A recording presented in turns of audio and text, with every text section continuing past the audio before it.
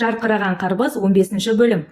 Бұл жерде 1995 жылы, яғни Ингөлдің әлі осы уақытқа қайтып келмеген сәтін көрсетеді. Ол кезде әжесінде барлық достары тамақтанып отырғанда, Маджо жүгіріп келіп, солар сіздің тамағыңызды жеуге келдім дейді. Содан Личанды сұрайды. Әжесі айтады, Личан кешелі бері бөлмесіне қамалып алып отыр, әлі тамақ жеген жоқ дейді. Содан Маджо қане өзім барып көрейін не істеп жатыр деп келсе, Личан магнитофонмен жаңағы кассетаға запись жазып, ән жазып қойған болады. Сосын айтады, мынаны алып барып, жаңағы гитараны айналысатын кісіге, сататын кісіге көрсетейік, ол танымалы екен ғой, біз білмеппіз ғой дейді. Сосын Маджо қарап, сен ән жазып қойдың ба не дейді. Иә дейді. Не мақсатпен дейді.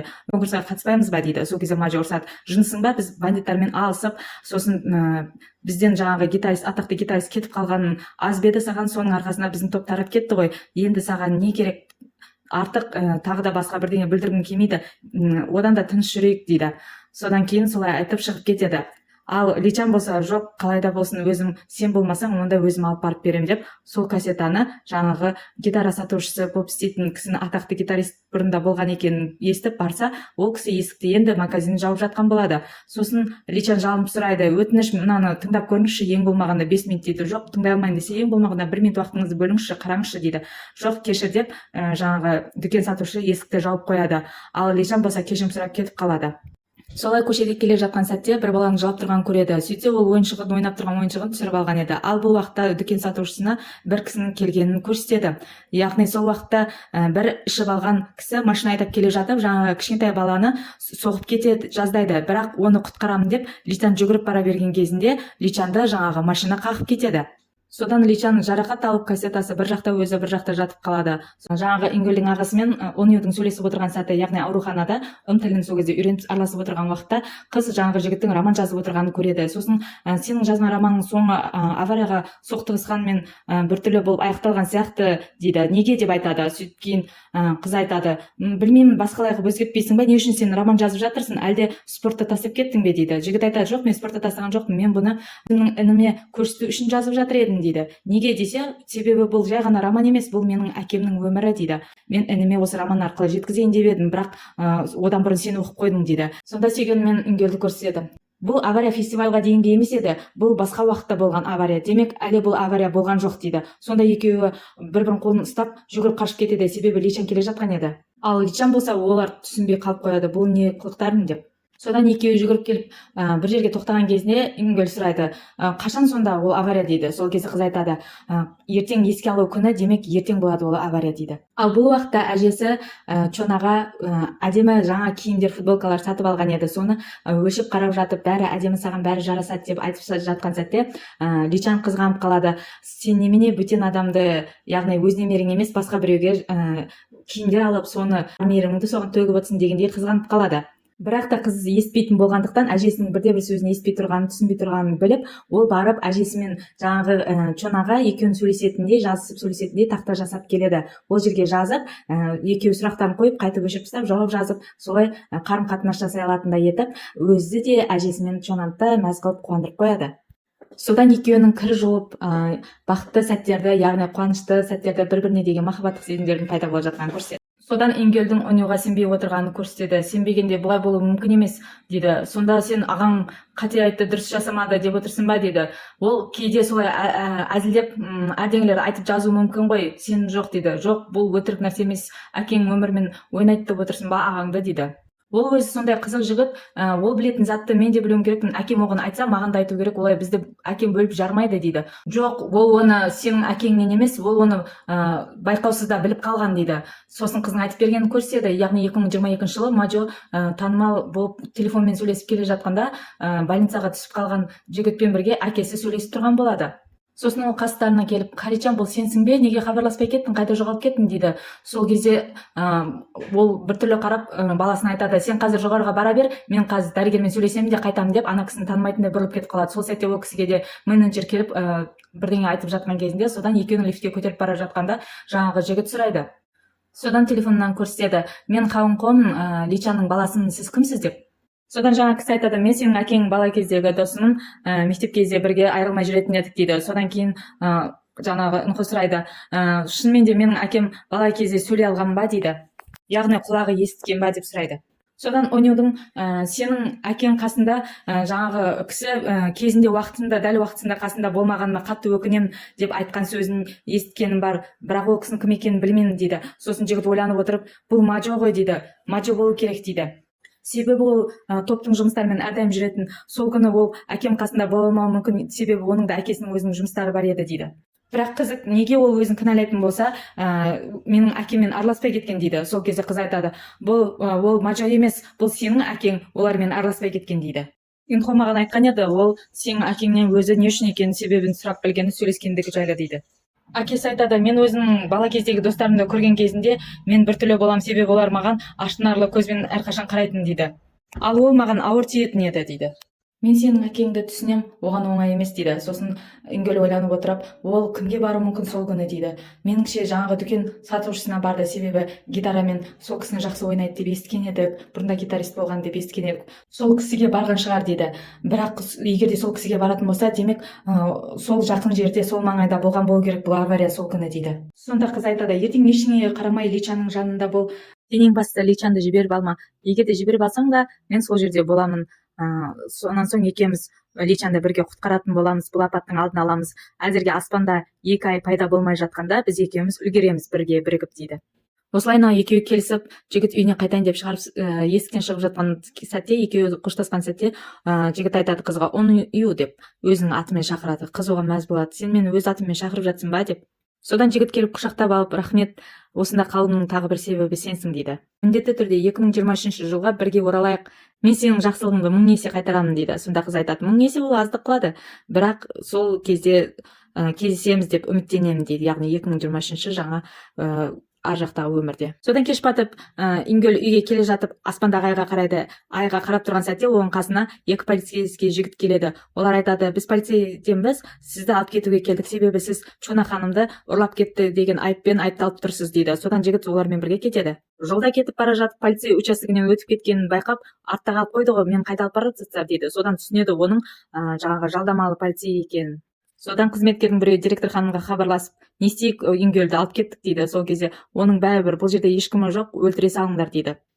Содан жаңағы полицейміз деп алып кеткен машинаның қасына тағы бір машина келіп екеуі кездеседі. Сөйтсе жаңағы директор ханымның қызметшісі қол хат алып келеді. Осы қол хатқа қол қой дейді. Бұл жерде яғни жаңағы кісінің келісім шартына келсем деген сияқты қол қойып берсең, сосын сені жібереміз дейді. Содан олар Ингөлға мәжбүрлеп қол қойдырып, оны факс арқылы жаңағы директорге жібереді. Факсты алған директор мәз болып қалады. Ал Ингөлді болса алдап, өлтіру үшін алып кетіп бара жатады. Ингөл айтады, мен сіздер айтқандай қол қойдым, мені алдап қайда алып бара жатсыздар деп. Ал директор ханым үйіне кіріп келсе, үлкен директор бастық үйде кілтті алып кел деп қызметшіден сұрап тұрады.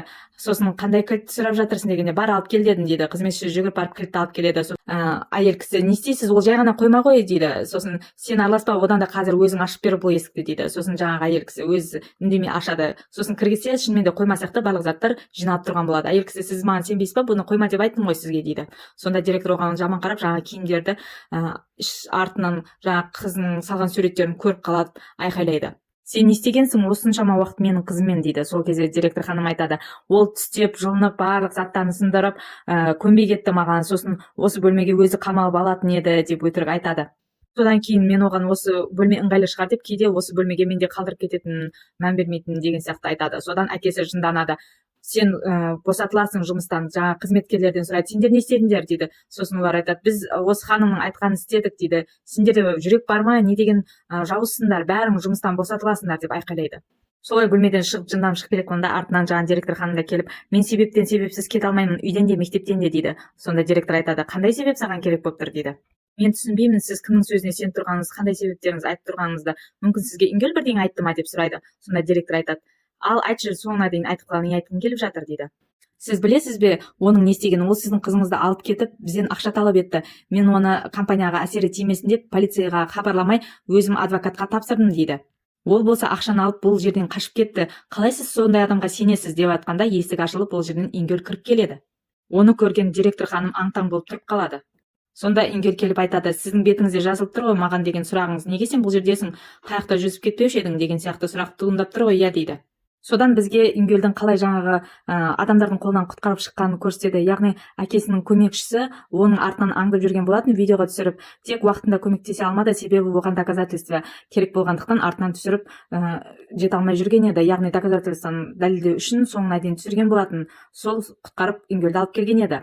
Сосын жаңағы бастық директор айтады, сен алған ақпаратты бәрін алдым дейді.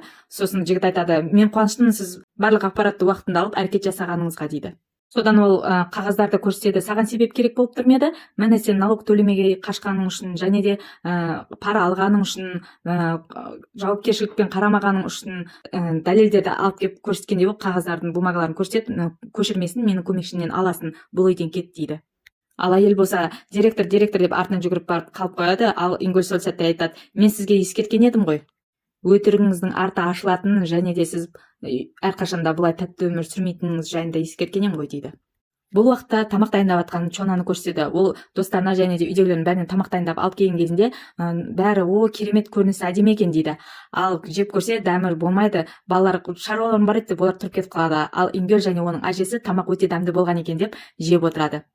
Сол сәтте Ингөл телефон арқылы хабарласады. Не болды, не үшін хабарласып жатсың деген кезінде Чонаның әкесі келді, Чонаны үйге алып келе аласың ба дейді. Содан ол Чонаны үйіне алып келіп есігінің алдында айтады, мен әрқашан жаныңда боламын, бірдеңе болса айт, мен сені әрқашанда қорғаймын дейді. Солай кете бергенде қыз қолынан ұстап қалып, менімен бірге жүрші қасымда деп алып барады, үйіне алып кіреді. Солайша әкесімен беттескен кезде қыз Личанның артына тығылып тұрып қалады. Сосын Личан қызың әкесіне айтады, біз сізбен бірге сөйлесе аламыз ба жеке дейді.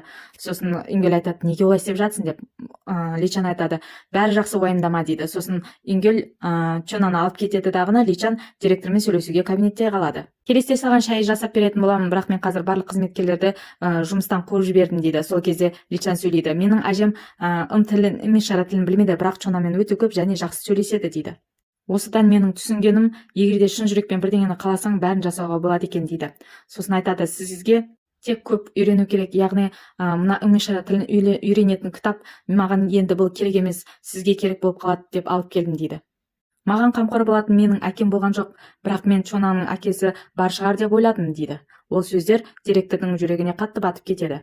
Сосын директор айтады, сенің не айтқың келгеніңді түсіндім, мына кітап үшін рахмет дейді. Содан Ингөл мен Личан үйіне қайтып келе жатады. Сол кезде Ингөл айтады, мен ойлаймын, Чонамен жұмысымның бәрін бітірдім, енді бүгін сенің үйіңде қонайын, сенің қасында болайын дейді. Сонда Личан айтады, бұлай жүре бермей өз үйіңе қайт, сосын әкеңе айт, саған осылай ән айтқан группада ойнаған ұнайтынын айтып жеткіз, сосын оның әрқашанда соны айтқандай бала бола алмайтыныңды айт. Сосын өзінің әкесімен ұрысқан кезін көрсетеді. Ол кезде айтқан еді, мен сенің әрқашанда сен ойлағандай жігіт, яғни ұл бола алмаймын дейді. Сосын әкесі айтады, осы неге маған ертерек айтпадың дейді. Мен не деп айтам саған, сен бәрібір мені түсінбейсің де, сен даже естіпейсің де ғой деп айқайлап ұрсады. Сонда Личан айтады, мен оған сенемін, просто сен өз әкеңе айтпағасың ғой, айтқанда ол бәрібір сені түсінетін еді, себебі ол сенің әкең ғой дейді. Солай сол жерде Ингөл кішкене жыламсырап жылап қалады. Содан үйге келсе әжесі жатқан болады. Неге ренжіп жатырсыз? Ол бөтен адам ғой, мен немереңіз, сіздің туған немереңіз қасыңыздамын ғой дейді. Сонда әжесі айтады, көп сөйлемей барып жуынып орныңа жатшы дейді. Сонда қалай бір күнде таныс барласқан қызың бауырыңа басып қалып мені ұмытып кеткенің бе дейді. Сонда әжесі айтады, қаншама баланы алып келіп қойса да мен сені таңдайтын едім, сен менің туған немеремсің ғой дейді. Сол кезде Личан құшақтап әжесін құшақтап алады. Сол кезде әжесі айтады, сен қаншама қиындықтарды көріп өстің, бірақ сенің есейгеніңді мен байқамай қалыппын, сен кәдімгідей есейіпсің дейді. Оны естіген Личан көзіне кішкене жас алып қалады тағын. Есіме қаншама затты түсірдіңіз ғой, мен бұрынғыдай сізбен бірге құшақтасып сіздің қасыңызда жатқым келеді. Бүгін мен сіздің қасыңызда жатамын дейді. Оны естіген Ингөл, мен де сіздермен бірге жатамын дейді. Сонда Личан, кет ары, бұл менің әжем ғой дейді. Ингөл болса, бұл менің де әжем, сен өзің кет деп екеуі таласып жатады. Содан түн ортасында Ингөл гитараның дыбысын естіп оянып кетеді. Барып жақыннан тыңдаса, ол кішкентай кезінде, бала кезінде естіген музыкаға ұқсайды. Сосын есікті ашып кіріп келіп, бұл өлеңді сен қайдан білесің дейді. Сол кезде Личан айтады, бұл өлеңді мен жаздым дейді. Содан бала есіне кішкентай кездегі жаңағы ұстаздың айтқан сөзін есіне алады. Бұл өлеңді бәрін дұрыстап қосымша жалғастырсаң, яғни аяқталмай қалған өлең болады ғой, кішкентай кезінде ескенде, соны аяқтасаң, мен саған да тұрған гитараны тегін сыйлаймын дейтін болады. Сонда бұны кім жазды, сіз бе деп сұраса, ол айтады, жоқ, бұны сен танымайсың, оны білмейсің, себебі бұл белгісіз бір жан жазған деп айтады. сосын Ингүл ойлайды, сонда сол өлеңді жазған, яғни белгісіз жан деп айтқан кісі менің әкем болғаны ма дейді.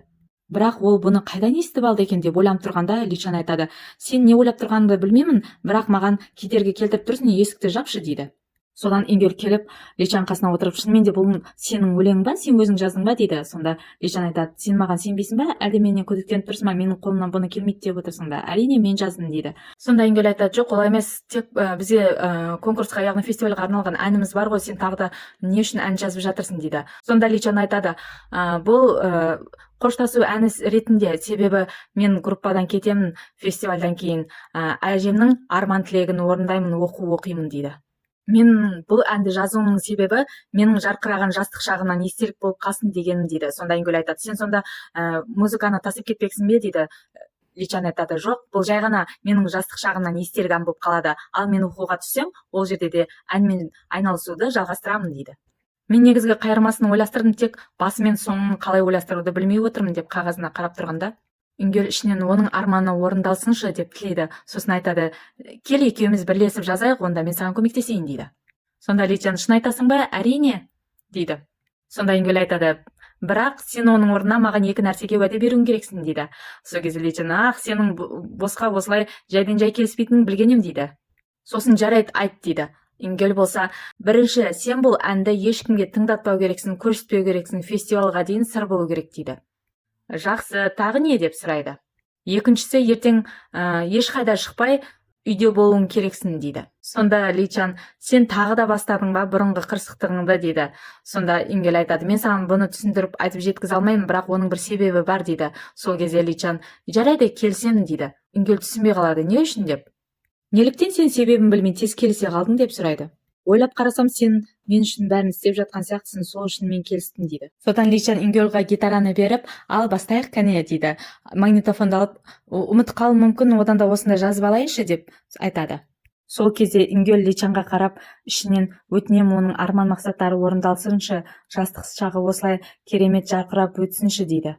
Тілейді солай. Содан 95 жылы дәл авария болған күні, яғни еске алу күні болып, барлығы тамақ жеп дастархан басында жиналып отқан сәтте Маджо жүгіріп келеді. Ол да болса, Личан қайда деп сұрайды. Сол сәтте әжесі айтады, ол кешелі бері бөлмесіне қамалып алып бірдеңе істеп отқан еді, келмей жатыр. Личан, қайдасың? Кел мұнда тезірек деп айқайлап ұрсады. Сонда Личан бөлмесінен шығады. Яғни сіздің айқайлаған даусыңыз неге жазылып қалды ғой дейді. Сосын сен маған ақыл айтпай отырып тамағыңды же дейді. Сол сәтте оның басқа дос балалары да кіріп келеді, яғни топтағы балалар. Сосын әжесі айтады, келетіндерің ертерек айтпайсыңдар ма? Көптеу қылып тамақ жасайтын едім ғой дейді. Содан бәрі тамақтанып отырған сәтте Ингүл айтады Маджоға, Маджо, бүгін сен Личанның қасында болшы, ешқайда кетпе, сосын мәңгілік бірге араласып қартайғанда да қасында бірге екеуің араласып жүретін болыңдар дейді. Тастама, әсіресе бүгін жанынан бір қадым аттамай қасында бол дейді. Сонда Маджо айтады, сен мені бомбаға тастап кеткің келе ме дейді. Қандай бомба? Мен бомбаға теңеп тұрсың ба деп Личан жынданады. Сол кезде Ингүл айтады, жоқ, мен де оның қасында соңына дейін боламын дейді. Осылайша сағатқа қарайды, себебі ол Онюмен келіскен еді ғой, жаңа қай уақытта болады, сол уақытқа дейін бір-бірімізге хабарын білеміз, хабарласамыз деп. Ал бұл аралықта Онюн жаңағы авария болатын жерде дәл Личан сияқты жүргенде жаңағы баланы кездестіріп қалады, және де оны құтқарып қалады авариядан. Сол сәтте бір досы, яғни стақанды сындырып алады. Личан болса, байқамайсың ба деп ұрсып жатқанда біреу қоңырау шалады. Сосын Ингүл жүгіріп тұрып кетеді, мен өзім жауап беремін деп. Содан қыз айтады, құттықтаймын, біз бір апаттың алдына алдық. Личан енді қауіпсіздікте, яғни бәрі жақсы болады дейді. Оған Ингүл мәз болып қалады. Көп рахмет саған дейді. Сен мұнда келгің келмей ме? Келсеш, мен сені көргім келіп тұр, сағындым дейді. Сол кезде қыз айтады, жарайды, барамын, бірақ алдымен мен бір нәрсені тексеруім керекпін, бір шаруам бар, сосын соны бітіргесін барамын дейді. Қандай шаруа еді дейді. Жай бірдеңені білуім керек еді, сосын хабарласамыз дейді. Содан жаңағы дүкен сатушысына келеді.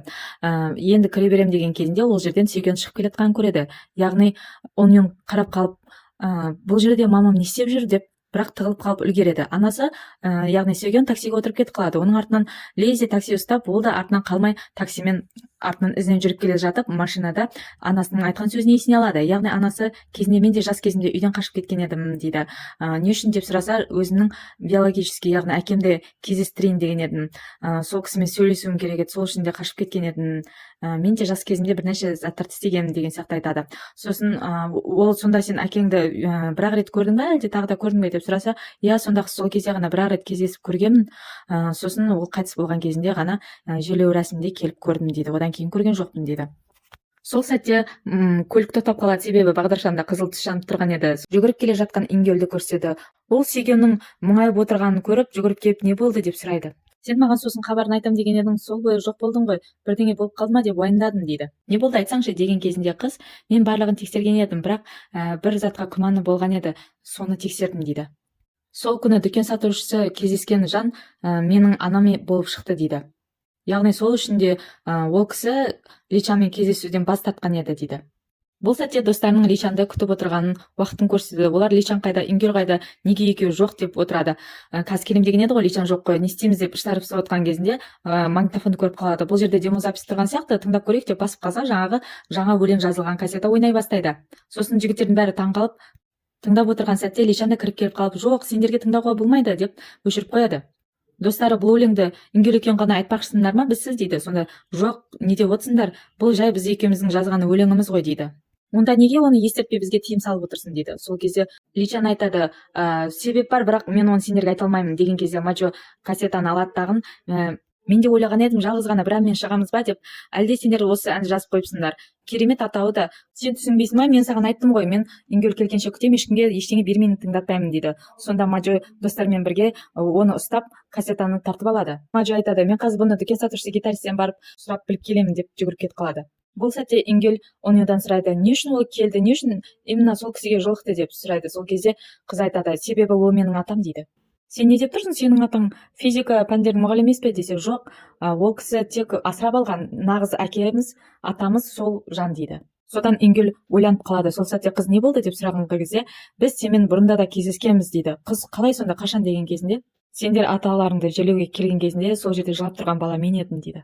Сосын қыз да таңырқап қалып, бұл сен бе едің, бірақ сен ол жерде не істедің деп сұрайды.